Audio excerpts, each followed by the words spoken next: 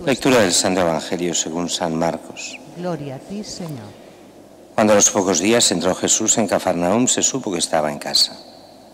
Acudieron tantos que no quedaba sitio ni a la puerta y les proponía la palabra. Y vinieron trayéndole un paralítico llevado entre cuatro, y como no podían presentárselo por el gentío, levantaron la techumbre encima de donde él estaba, abrieron un boquete y descolgaron la camilla donde yacía el paralítico. Viendo Jesús la fe que tenían, le dice al paralítico: Hijo, tus pecados te son perdonados.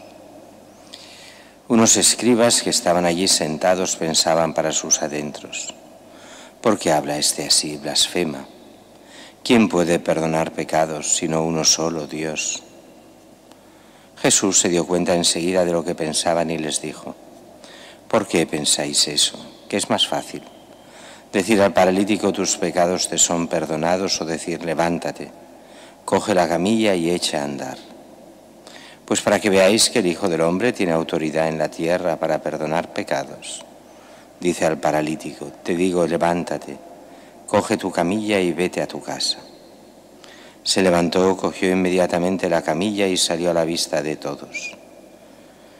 Se quedaron atónitos y daban gloria a Dios diciendo: nunca hemos visto una cosa igual. Palabra del Señor. Gloria a ti, Señor Jesús.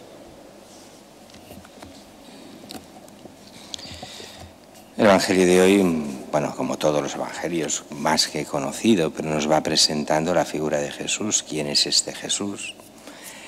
Ha vuelto a Cafarnaúm, la gente se agolpa, dice, primero, hemos leído que dice, les proponía la palabra, o sea, predicaba.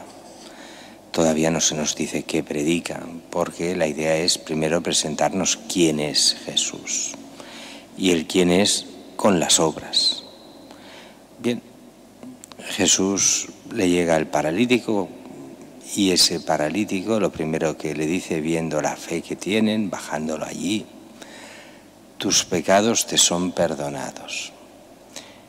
Y sobre todo los escribas, los fariseos, se escandalizan.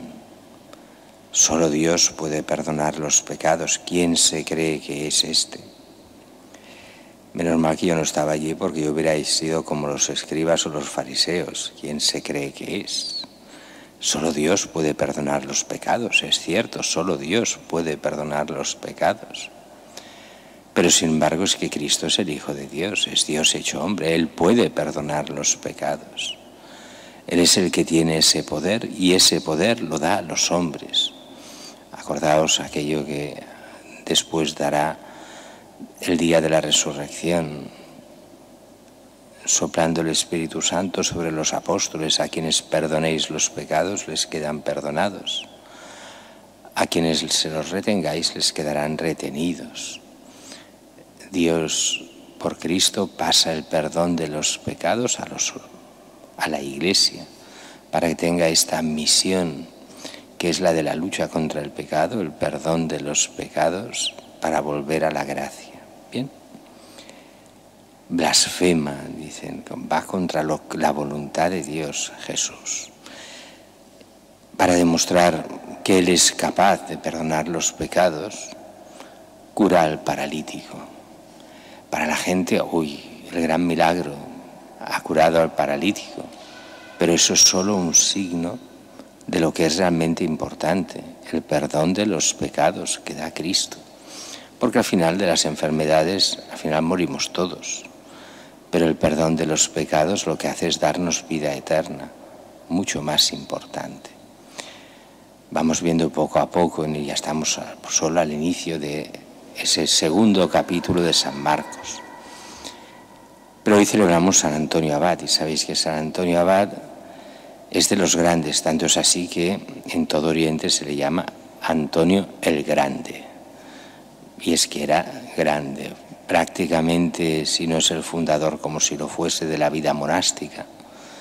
De hecho, es muy curioso cuando, él fue el gran defensor del obispo Atanasio, y Atanasio fue expulsado por los arrianos varias veces de su diócesis de Alejandría.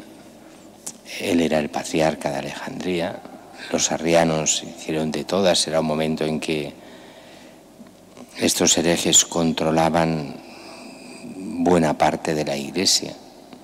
Incluso aquí en Barcelona, la catedral era arriana y los católicos se refugiaban en lo que hoy es Sant Just i Pastor. Bueno, con esa mentalidad él defendió al obispo siempre, al obispo Atanasio. Atanasio será el que después hará su biografía y nos llega por mano de él. El caso es que cuando él tiene que huir de la diócesis varias veces, y en una de estas ocasiones se va a Roma a hablar con el Papa.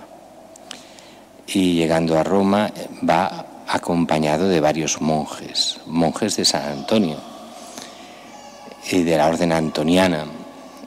Y llegan allí y el Papa se queda parado y la curia romana diciendo: ¿y estos quién son? ¿Monjes? ¿Qué son monjes? No habían visto un monje en su vida. Y entonces empezarán a entender lo que es la vida consagrada y la vida de los monjes.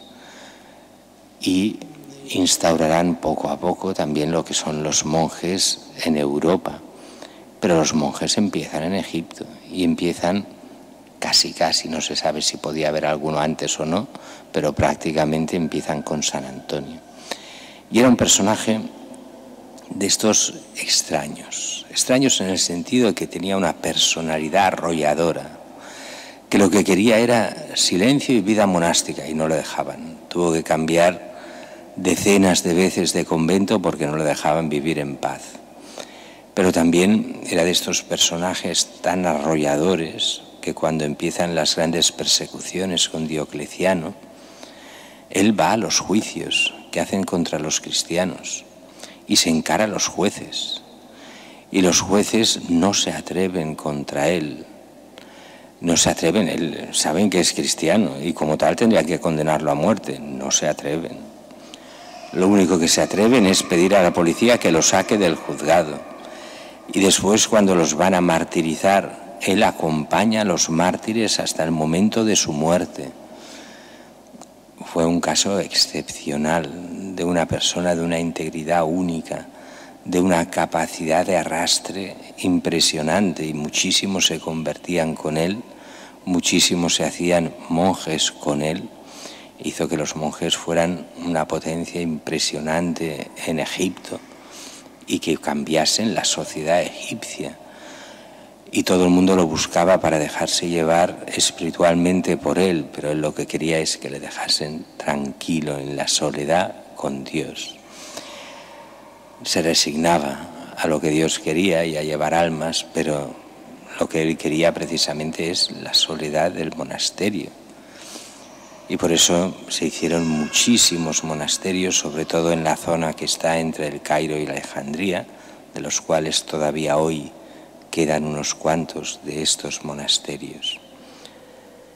Pidamos a Dios que nos dé personajes como San Antonio, gente que vivió la fe de forma espectacular, pero de forma clarísima, donde eran realmente testimonio para muchos y para muchos alejados, que hizo que muchos creyesen en Cristo, siguiesen a Cristo, salvasen sus almas y formasen familias que realmente fueran cristianas para su bien, para su salvación.